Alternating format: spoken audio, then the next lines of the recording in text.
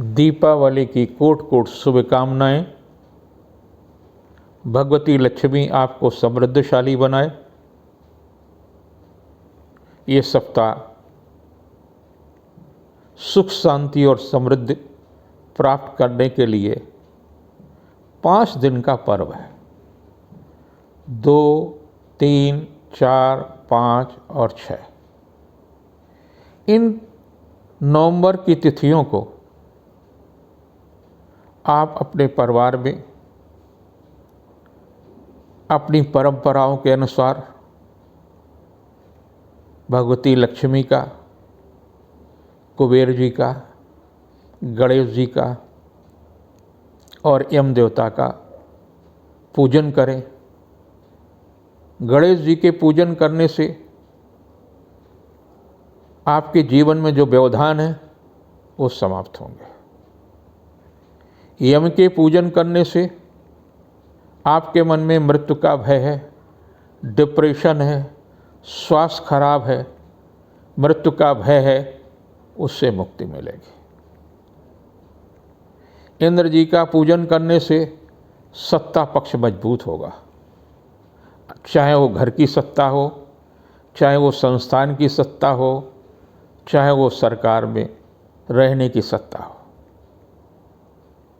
और लक्ष्मी जी का पूजन करने से आपको धन की प्राप्ति होगी।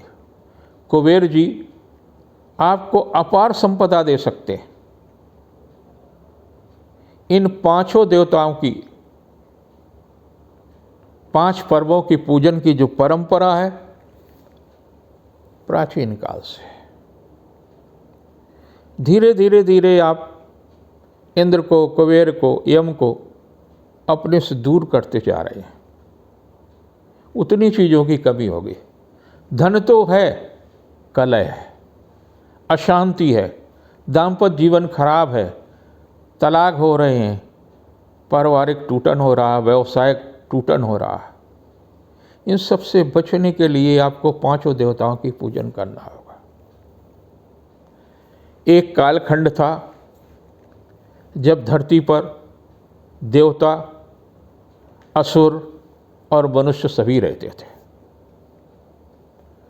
देवताओं के पास शक्ति थी, लेकिन उन्हें शरीर त्याग करना पड़ता था। असुरों को शरीर त्याग करना पड़ता था। तो उनको लगा कि क्या करें जिससे शरीर त्याग न करना पड़े, मृत्यु का वर्ण न करना पड़े। तो इन 5 दिनों की पूजा का प्रारंभ हुआ और 5 दिनों में जो पूजन होता था वो यम का पूजन होता था, यमराज का पूजन होता था, जिससे मृत्यु पर विजय प्राप्त हो। धीरे धीरे देवों और असुरों को समझ में आया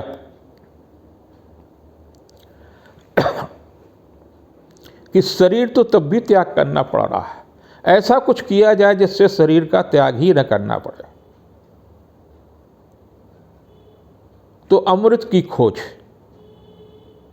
के लिए देवता और असुर दोनों तैयार हो गए। अमृत निकले, समुद्र का मंथन हुआ। समुद्र के मंथन में अमृत भी निकला, विष भी निकला। धन त्रयोदशी के दिन लक्ष्मी निकले। तो धन त्रयोदशी का पहला पर्व लक्ष्मी का पर्व है, लक्ष्मी का जन्मदिन है, मां लक्ष्मी जी का जन्मदिन है।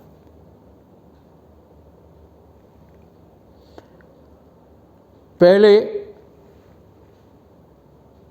और उसके साथ साथ में अमृत लेकर के धनवंतरी निकले। तो इस धरती पर औषधियाँ आई जिससे आप जीवन को लंबा करने में सहायक हुए। अमृत निकला, खुशियों से लोग नाच उठे, दीपावली का पर्व मनाए जाने लगा। अंतराल में भगवान श्री राम जब लंका पर विजय प्राप्त करने के बाद अयोध्या लौटे तो दीपावली का पर्व और अधिक खुशियों से मनाया गया। तमाम घटनाएं चतुर्दशी के दिन नरकासुर का वध हुआ, वो भी पर्व का एक कारण बना है। धीरे धीरे बहुत सारी घटनाएं घटी, लेकिन आपको करना क्या है? धन त्रयोदशी के दिन 8 बत्तियों का दीपक सरसों के तेल का आप अपने द्वार के बाहर दक्षिण की तरफ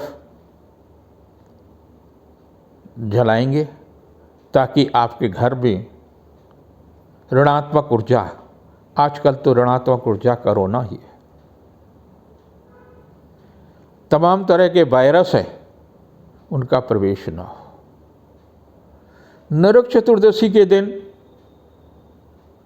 हम पश्चिम दिशा में, जहाँ से घर का कचरा निकलता है, दूषित मल जल निकलता है, वहाँ दीपक जलाते हैं और पश्चिम दिशा से भी प्रवेश न हो। दीपावली के दिन हम पूरे घर में दीप जलाते हैं, ताकि दीपावली के दिन हमारे पास 5 देवताओं की कृपा हो, लेकिन ऋणात्मक ऊर्जा का प्रभाव न हो। चौथा दिन जो है वो अन्नकूट का है। आपने दीपावली में धन त्रयोदशी के दिन, नरक चतुर्दशी के दिन तमाम प्रकार के ऐसे पदार्थ खाए जिससे आपका पेट भी खराब सकता है। तो उस दिन भगवान श्री कृष्ण ने गोवर्धन को उठाया था, तो हम उसका पूजन करते हैं और दरवाजे के बाहर गोवर्धन बनाते हैं, और जो कार्तिक पूर्णिमा तक रहते हैं उस पर दिया जलाते हैं, दीपक जलाते हैं, ताकि किसी प्रकार के ऋणात्मक ऊर्जा घर में ना आए। और 5वां दिन है यम द्वितीया का दिन। भाई और बहन एक साथ यमुना में स्नान करें। यमुना यमराज की बहन है, और उन्होंने यमुना को वरदान दिया था कि आज के दिन जो भी भाई यमुना में स्नान करेगा अपने बहन के साथ में, और बहन के हाथ का बना हुआ भोजन प्राप्त करेगा, उसको मृत्यु का भय नहीं होगा, अकाल मृत्यु नहीं होगी, समय पर ही मृत्यु होगी। मृत्यु के समय कष्ट नहीं मिलेगा, शारीरिक और मानसिक कष्ट नहीं मिलेगा। तब से परंपरा चली आ रही है। और उस दिन ही चित्रगुप्त का भी जन्म हुआ, और चित्रगुप्त से सारे देश के अंदर कायस्थ परिवारों का जन्म है, वो धूमधाम से मनाते हैं। तो इस प्रकार से 5 पर्व आप भी मनाएं, जिससे आपके घर में सुख शांति और समृद्धि की काया है। दीपावली में विशेष रूप से मुहूर्त होते हैं, और उसमें जो सबसे बड़ा मुहूर्त है वो है प्रदोष काल का।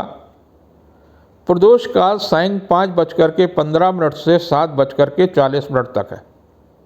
यानी दीपावली का दीप जलने का जो मुहूर्त है वो पहला ये है, और उसमें दूसरा वृष लग्न है, जो लगभग इसी समय में है। 5:52 से 7:49 तक वृष लग्न रहेगी। स्थिर लग्न है। स्थिर लग्न में मतलब पूजन करने का तात्पर्य है कि लक्ष्मी आपके घर में स्थिर रहे। फिर सिंह लग्न रहती है। सिंह लग्न रात के 12:20 से 2:34 के बीच में। इस मध्य में तमाम सारे लोग अपनी साधना करते हैं, यंत्र बनाते हैं, तंत्र सिद्ध करते हैं, मंत्रों का सिद्ध होते हैं, तमाम प्रकार के प्रयोग होते हैं जो नुकसानदायी और लाभदायी होते हैं। एक जो महत्वपूर्ण पर्व काल होता है वो महानिशीत काल होता है। वो महानिशीत काल में जो लोग साधक हैं वो पूजन करते हैं। रात के 11:19 से 12:11 के बीच में महानिशीत काल है। ये पूजन के मुहूर्त है। इनमें जो भी सुविधा हो आप पूजन करें। और दिन में जो संस्थान हैं उस संस्थानों में जो पूजन का अपने पुरोहित के दृष्टि से आप अपने संस्थान में दिन में भी पूजन करते हैं, अपनी फैक्ट्री में पूजन करेंगे, दुकान में पूजन करेंगे। कुछ लोग अपनी फैक्ट्री और दुकान पे प्रदोष काल में ही पूजन करते हैं, और प्रदोष काल का जो और वृष लग्न का जो समावेश है वो 5:52 से 7:40 के बीच का है। ये सर्वश्रेष्ठ मुहूर्त है, और इसमें दीप आप अगर जलाएंगे तो निश्चित रूप से भगवती की तो कृपा होगी। दूसरे, जब आप विसर्जन करेंगे पूजन के बाद में, तो लोग कई बार गलती करते हैं। आप गणेश जी को विसर्जन कर देंगे, गणेश जी को जाएंगे तो अक्षत लेकर के उनसे कहेंगे गच्छ गच्छ गच्छ 3 बार। यमराज से भी कहेंगे गच्छ गच्छ 3 बार, कुबेर जी से भी कहेंगे गच्छ गच्छ 3 बार, और इंद्र जी से भी कहेंगे गच्छ गच्छ 3 बार। लेकिन लक्ष्मी जी से गच्छ मत कहिए। गच्छ का मतलब जाओ, और लक्ष्मी चली जाएंगी तो आपके घर में रहेगा क्या? तो उनसे आप कहेंगे अक्षत डाल करके अगच्छ अगच्छ अगच्छ, अर्थात आप यहीं रुके। इस प्रकार से पूजन में विशेष ध्यान रखने वाली बात है, क्योंकि ये कार्य जो है प्रायः गलतियां होती हैं। और इस बात का भी ध्यान रखिए कि आपका अगर पुरोहित भी कर रहा है तो ऐसा नहीं करे कि गच्छ गच्छ लक्ष्मी जी के लिए भी कर दे। ये था पूजन का वो। और आप 31 तारीख से लेकर के और 6 नवंबर के बीच में जो आपका साप्ताहिक राशिफल है, उसमें पहली राशि आती मेष। पिछले दिनों में सूर्य और मंगल एक ही राशि में आ गए, यानी तुला राशि में। चंद्रमा भी 4-5 नवंबर को तुला राशि में रहेगा, और जब चंद्रमा तुला राशि में सूर्य के साथ रहता है तभी कार्तिक अमावस्या होती है। सूर्य चंद्र जब एक ही राशि में होते हैं तो अमावस्या होते हैं, जब 180 अंश पर होते हैं तो पूर्णिमा होती है।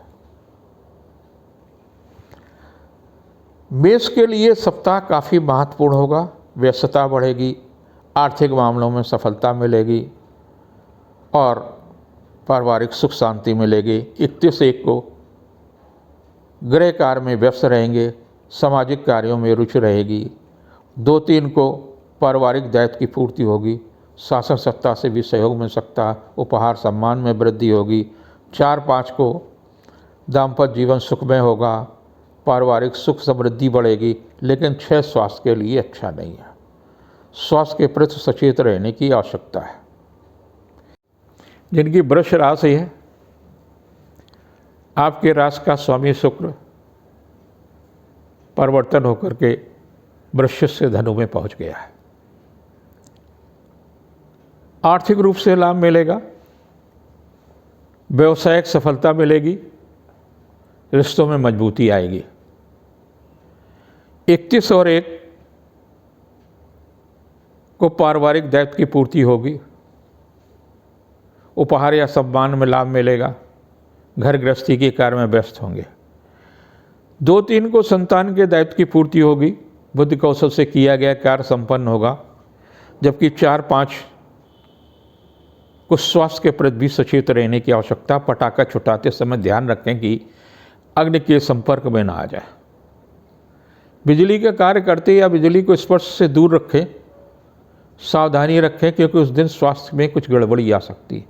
6 अच्छी है, पारिवारिक और आर्थिक मामलों में भी सफलता मिलेगी, और अन्नकूट का सुख मिलेगा। जिनकी मिथुन राशि है, खाने पीने के लिए ये सप्ताह बहुत अच्छा है, लेकिन पारिवारिक कार्यों में, घर की सफाई में, मानसिक सफाई में आप व्यस्त हो सकते हैं। आर्थिक पक्ष भी मजबूत होगा। 31 को उपहार या सम्मान में लाभ मिलेगा, व्यवसायिक सफलता मिल सकती है, आर्थिक मामलों में सफलता मिलेगी। 2-3 को गृह कार्य में व्यस्त होंगे, शासन सत्ता से भी सहयोग मिल सकता है। 4-5 को पर्व है, सुखद होगा, घर और परिवार के साथ खुशियां मनाएंगे। लेकिन 6 को कुछ तनाव मिल सकता है, मन शांत हो सकता है। खाने पीने में विशेष रूप से ध्यान रखें। जिनकी कर्क राशि है, व्यवसायिक दृष्टि से काफ़ी महत्वपूर्ण है, तनख्वाह भी बढ़ सकती है, व्यवसायिक लाभ भी मिल सकता है, आर्थिक पक्ष भी मजबूत हो गई, गृह कार्य में व्यस्त हो सकते हैं, भाई बहनों का सहयोग मिलेगा। 31 को व्यस्तता रहेगी, कार्य की अधिकता रहेगी, मन खिन्न हो सकता है। 2-3 को उपहार, व्यवसायिक मामलों में सफलता, जीविका के क्षेत्र में प्रगति, आर्थिक पक्ष भी मजबूत होगा। और 4 को तो खुशियों का त्यौहार है, ठीक तरीके से पूजन करें जिससे अगला वर्ष आपके लिए और अधिक खुशियाँ लाएं, और अधिक संपन्नता लें, और अधिक वैभव लाए। और 6 को व्यस्तता बढ़ेगी, आर्थिक मामलों में प्रगति होगी, उपहार या सम्मान में वृद्धि होगी। जिनकी सिंह राशि है, आत्मविश्वास में वृद्धि होगी, बुद्धि कौशल से कुछ किया गया कार्य संपन्नता की ओर ले जाएगा, भौतिक वस्तुओं में भी वृद्धि होगी, चल या अचल संपत्ति की दिशा में चल रहा प्रयास सार्थक होगा। और 31 को तो चंद्रमा आपकी राशि पर रहेगा, भावुकता पर नियंत्रण रखने की आवश्यकता है। 2-3 को उपहार, सम्मान, मूल्यवान वस्तु को प्राप्त करने की लाभ मिल सकता है। लेकिन इस दीपावली में एक बात की सावधानी, यात्रा देशाटन के समय अपने वस्तुओं की सुरक्षा रखें। अग्नि भय दुर्घटना के प्रति भी सचेत रहने की आवश्यकता है। कुछ भी ऐसा हो सकता है जिससे धन हानि की आशंका है। 4-5 को उपहार, सम्मान, रिश्तों में मजबूती, प्रियजन भेंट, उत्साह। और 6 को पारिवारिक सुख शांति, यात्रा देशाटन की भी स्थिति आ सकती है। जिनकी कन्या राशि है, पारिवारिक दृष्टि से काफ़ी महत्वपूर्ण होगा, यश और कीर्ति में वृद्धि होगी, भौतिक वस्तुओं में वृद्धि होगी, सामाजिक कार्यों में रुचि लेंगे, लेकिन थकान रह सकती है, घर के कार्यों में व्यस्तता अधिक होगी। ठंडे पानी से बचें, स्नान भी गर्म पानी से करना प्रारंभ कर दें। 31 कुछ ऐसी ही तिथियाँ हैं।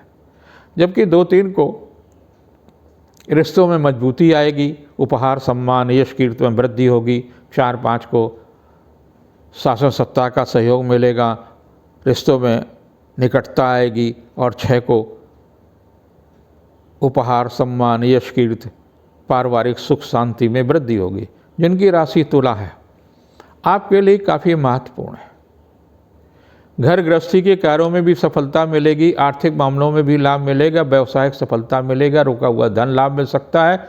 लेकिन पटाखों से दूर रहें, सावधानी से छुटाएं, ऐसा कुछ न करें जिससे आप प्रभावित हो जाएं।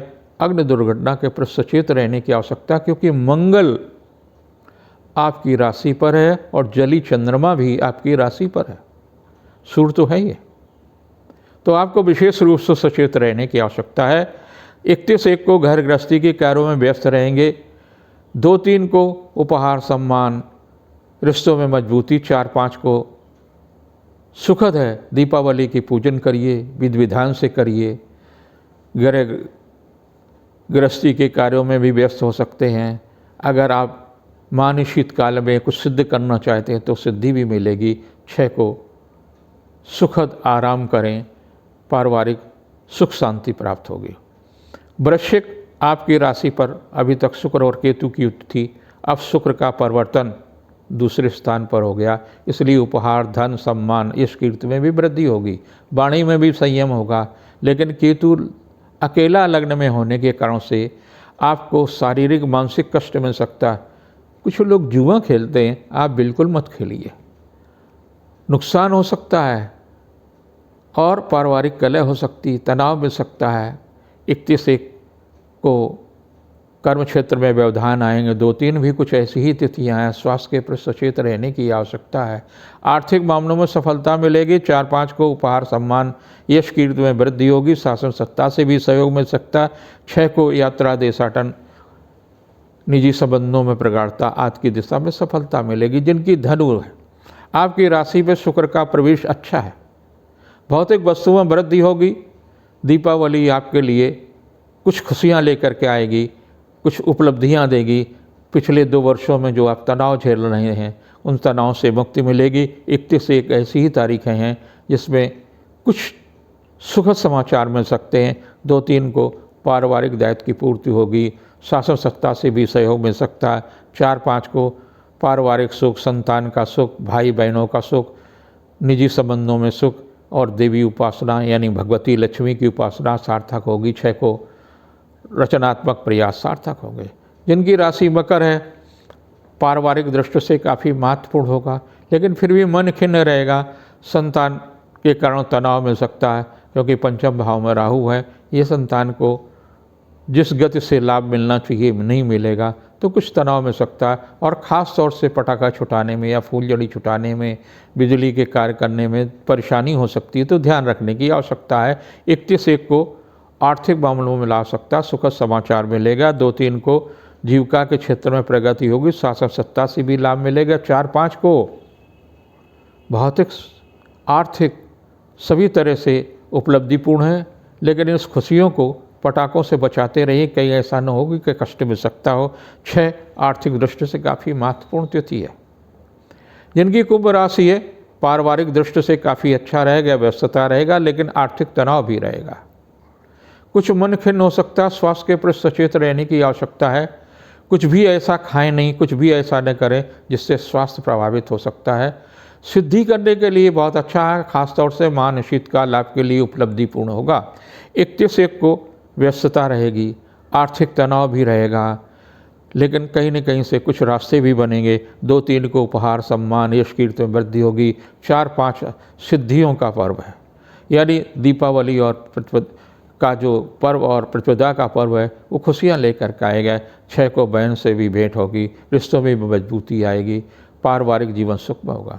जिनकी मीन राशि है, पारिवारिक दृष्टि से उत्तम होगा, आर्थिक पक्ष मजबूत होगा, जीविका के क्षेत्र में चल रहा प्रयास सुखद और उत्तम होगा। यात्रा देशाटन की स्थिति भी हो सकती है। 31/1 को कुछ थोड़ा सा स्वास्थ्य के प्रति सचेत रहने की आवश्यकता है, किसी चीज़ के खोने की भी आशंका है। 2-3 को उपलब्धियां होंगी, किसी नई चीज़ की, नई वस्तुओं की प्राप्त करने का भी योग है। 4-5 को खुशियाँ ही खुशियाँ मिलेंगी, पारिवारिक यश और कीर्ति में वृद्धि होगी, उपहार सम्मान में वृद्धि होगी। 6 को परिजन भेंट होगी, रिश्तों में मजबूती आएगी। एक आवश्यक सूचना, इस एपिसोड के बाद में अगला एपिसोड देखना न भूलें।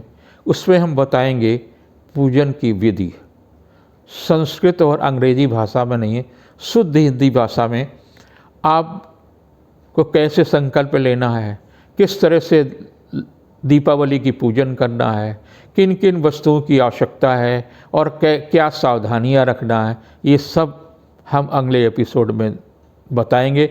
देखना न भूलें।